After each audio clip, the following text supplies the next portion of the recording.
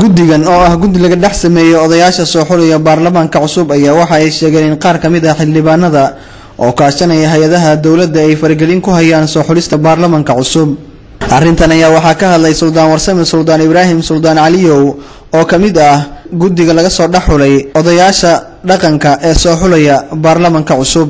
bayaankan ka soo saarnay markaan dhameeyay wajigaas koowaad waxa kamid ahaa 4 qodob oo ah caqabadaha naga ku hor yimid oo aan u qaban weynay 100% sidii loo rabay hawsha. caqabadahaas oo kamid ah qodobka koowaad waqtiga la abaabulay guddiga oo dib u dhac fara badan ku jiray.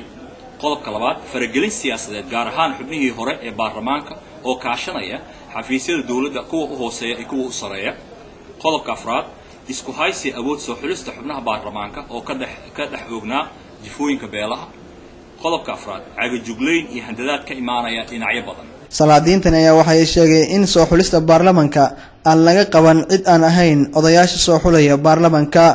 garaad jaamac garaad Ismaaciil garaad Ducaal ayaa waxa uu ugu baaqay xogayaha guud ee qaramada midoobay u qaabilsan arrimaha Soomaaliya Agostino Mahiga iyo saxiixayaasha road mapka inay faraha kala baxaan soo xulista baarlamaanka. waxaana intaas uu ku daray in saxiixayaasha road mapka ay sheegeen in ay u soo xulayaan qaar kamid ah beelaha xildhibaanada cusub ay ku yeelanayaan baarlamaanka cusub. xildhibaanadii markii hadda ay taagan tahayna way 4 cisho ka harsan tahay in speakerkii lagu dhawaaqana waxa soo baxday in beelihii qaarkood la yiraahdo saxiixayaashii baa u soo talinaya.